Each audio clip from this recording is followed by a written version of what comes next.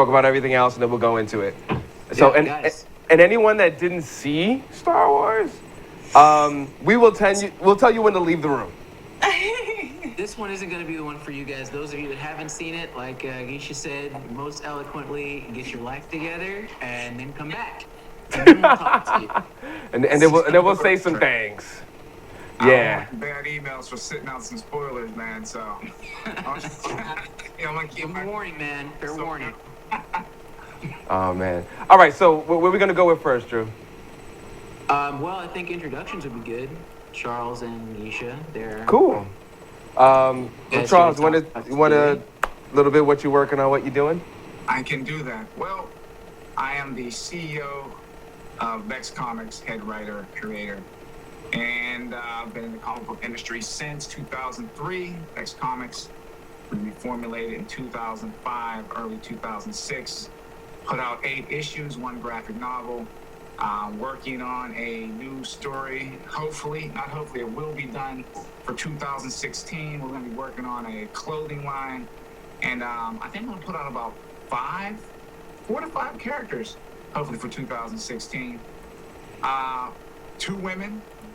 I think that'll be really good because I'm really not happy where the female characters are right now.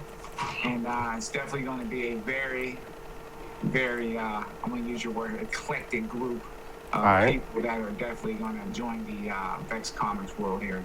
So that's what I'm working on right now. Oh, and I did jump into cosplay. I did, yeah. So Vex Comics cosplay is up and running right now. And I'm definitely looking to do something with that. So that's what I'm doing right now. sweet.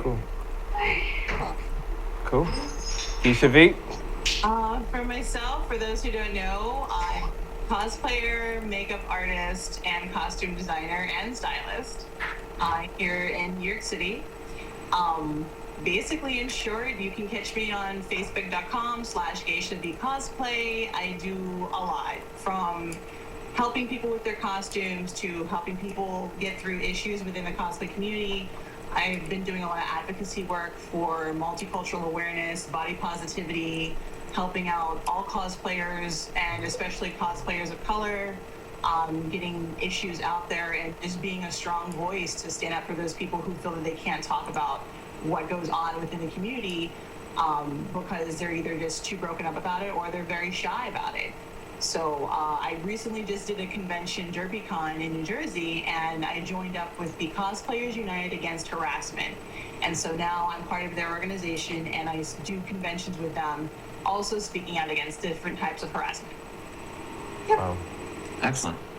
I hope to do That's that awesome. next year. Mm-hmm. That's awesome. All right, cool. So, all right, let's go with Badlands because it seems that that's a simple thing to start with before we go into all the drama. I think we'll be able to digest that quicker than anything else tonight. So yeah. It has been, well, Seven, you brought it up. So thoughts, concerns, speculations, predictions. What we got? I'm saying 3 seasons tops. You think they're gonna get 3 seasons? I think they're gonna get 3 seasons. I think the next season will be off the hook, and then I don't think they know where to go from there.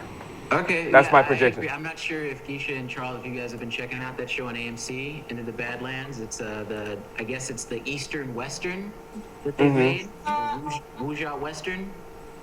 I've read up a lot about it. I haven't really been able to watch a full episode, but from the stuff that I've read, I'm actually kind of happy on a few points that they've done.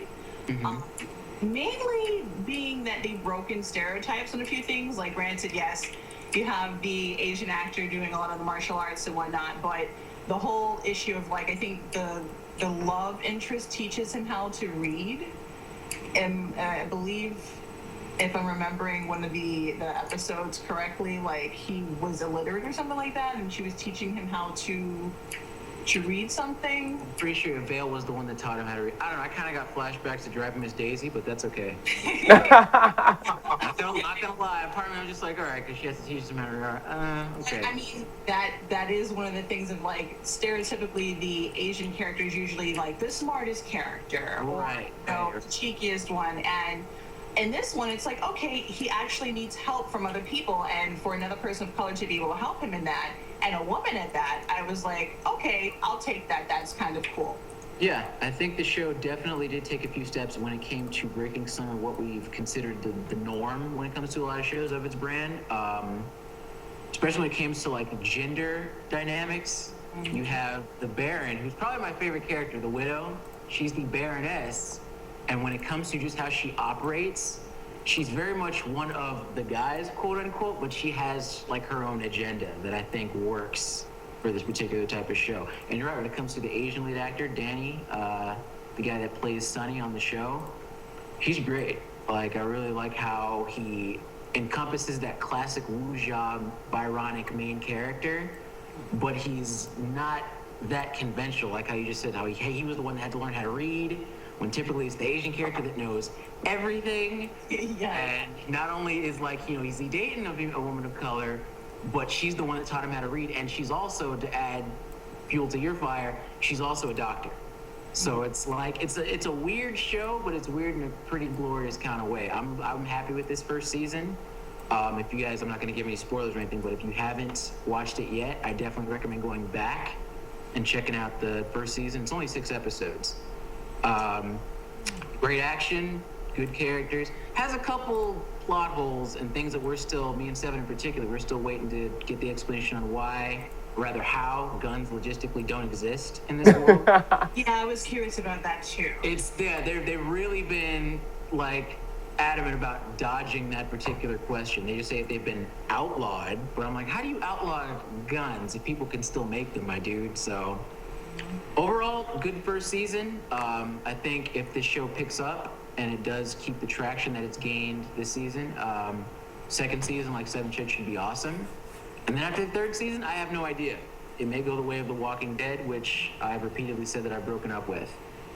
Yeah, I hope not. I hope it doesn't go that way. Me too, because it is a very creative show. It's a strange beast, but it's an interesting one. And So, bad.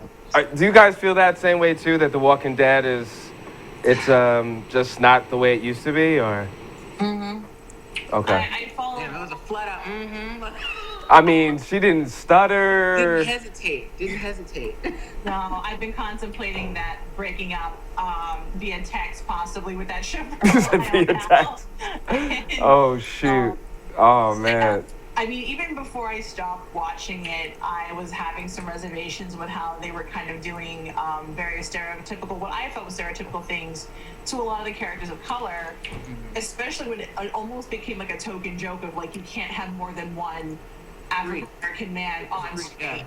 It started to feel like that, and I was just like, the whole reason why I even got into the Walking Dead comics originally, I was never really big on, like, outside the George Romero experience, and Night of the Living Dead was filmed in Pittsburgh, my hometown. Love it. Mine too. Oh, awesome. So besides that, like, hometown love for the zombie culture, I never was really big into it. So it brought me in because of the chemistry of what happens to humanity itself, feeding upon itself, not even so much the zombies. I love that aspect of it. So when I saw from the comics to the small screen for the TV show, I was excited, I was enamored, it was the newlywed love. And then a few seasons in, I was just like, The theme got old. How many existential crises can we have, and how many times can you have the exact same conversation about, I want to give up. Don't give up. Why? Because you're human, and there's more to that. I'm like, okay, guys, I get it. What else do we have? So, it ran dry for me. I could see that happening from the beginning. To me, as a writer too, it seems like you can only stay on those rails for so long with that zombie genre. Eventually that train's gonna have to come to a stop, and I'm surprised it actually lasted as long as it did. I thought it would go to the wayside a few years back. So as you said, it's the same things, like deja vu all over. It's like the same plot almost every show. It just became, it wasn't tenable after a while. And like Geisha was saying, with the characters of color, I had to notice it. I really try to walk into a lot of shows and stories with an open mind. But as a black male and also as a writer, I noticed the pattern. It's like the rule of 3. They would switch up, black male characters especially. They'd switch up the black males like as if they were rotating crops. I'm like, anything more than 3, somebody's got to go.